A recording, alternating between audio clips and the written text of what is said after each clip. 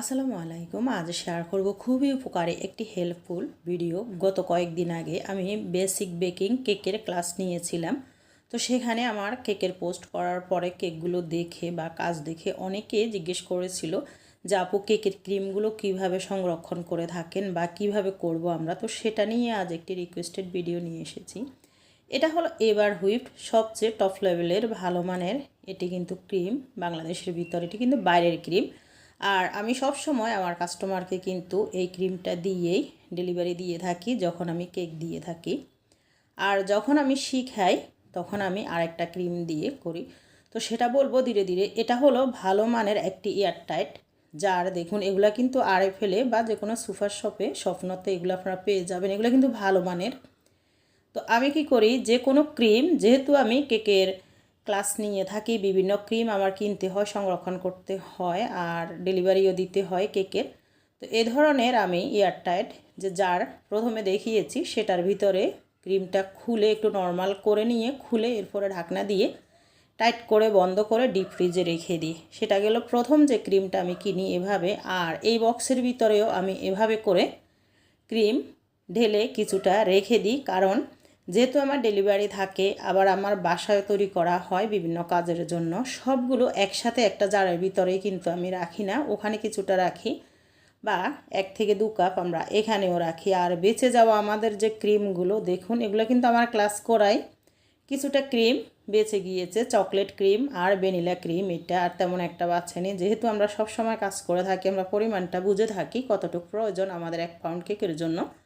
তো এটা আমরা যে কোনো সময় কাপ কেক তৈরি করে সেটার ভিতরে দিয়ে দিতে পারবো। তবে এ ধরনের ক্রিম আমি কখনো কাস্টমারকে দিই না, সবসময় ফ্রেশ জিনিসগুলাই তৈরি করে দিয়ে থাকি এভাবে এয়ারটাইট বক্সে ভরে। কিন্তু আর সব ক্রিমগুলাই কিন্তু ডিপ ফ্রিজে সংরক্ষণ করবেন। আপনার যে ক্রিমটা আপনি কিনবেন সেটার গায়ে কিন্তু লেখা থাকবে সেটা কিভাবে বিট করবেন আর কিভাবে কোন চেম্বারে ফ্রিজের সংরক্ষণ করবেন। তো দোকান থেকে যখন কিনবেন তখন যদি আপনাকে ডিপ ফ্রিজ থেকে ক্রিমটা দেওয়া হয়, সেটাই না আপনারা ডিপ ফ্রিজে সংরক্ষণ করবেন। কেক তৈরির কিছুক্ষণ আগে সেটি বের করে ভালোভাবে ঝাঁকিয়ে নিয়ে এরপর আপনারা এটি খুলে যতটুকু প্রয়োজন নেবেন, নিয়ে এরপর আপনারা কিন্তু কেকে ব্যবহার করতে পারেন। আর পরবর্তীটা কিন্তু সিল করে, খুবই ভালোভাবে সিল করে ডিপ ফ্রিজে রেখে দিবেন, বা নর্মালের যেটা কিনে থাকবেন সেটা নর্মালে রেখে দিবেন, কারণ ক্রিম যদি একবার বাতাস ধরে যায় সেটা আর কখনোই কাজে লাগাতে পারবেন না। তো এখানে আমি আরেকটা বক্সে দেখুন, যেহেতু প্রথমে বলেছি আমি কেকের কাজ করে থাকি, বিভিন্নভাবে আমাকে রাখতে হয়।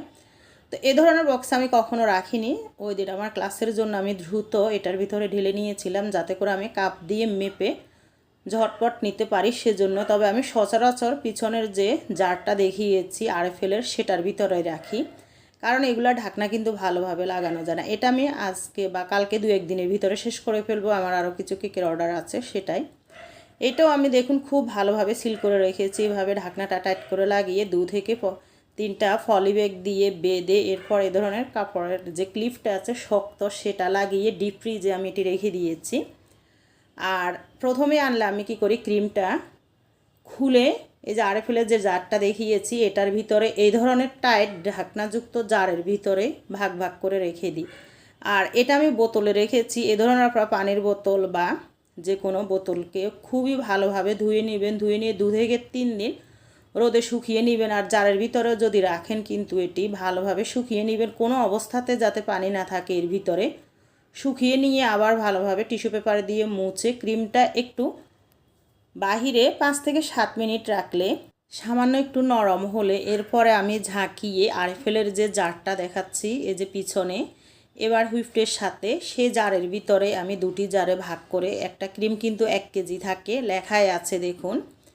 তো 1000 গ্রাম, এই যে 1030 গ্রাম, তো ভাগ করে আমি দুটোর ভিতরে রেখে দিই। একটু ঝাঁকিয়ে রাখবেন। আর এই জারগুলা কিন্তু খুবই টাইট করে ঢাকনাটা মারা যায়। আর একটু আগে আমি পলিব্যাগ থেকে যেটা খুলেছি সেগুলা কিন্তু বক্স, ওগুলা ঢাকনা কিন্তু অতটা টাইট করে মারা যায় না, সেজন্য আমি 2 থেকে 3টা পলিথিন বেঁধে রেখে দিয়েছি। আর অবশ্যই ক্রিমের জারের যে ঢাকনার উপরে বা সাইডে লিখে রাখবেন কোনটা কোন ক্রিম, কোনটা সংরক্ষণ করতেছেন। এভাবে করে দেখুন এটি আবার আমি ডিপ ফ্রিজে রেখে দিব।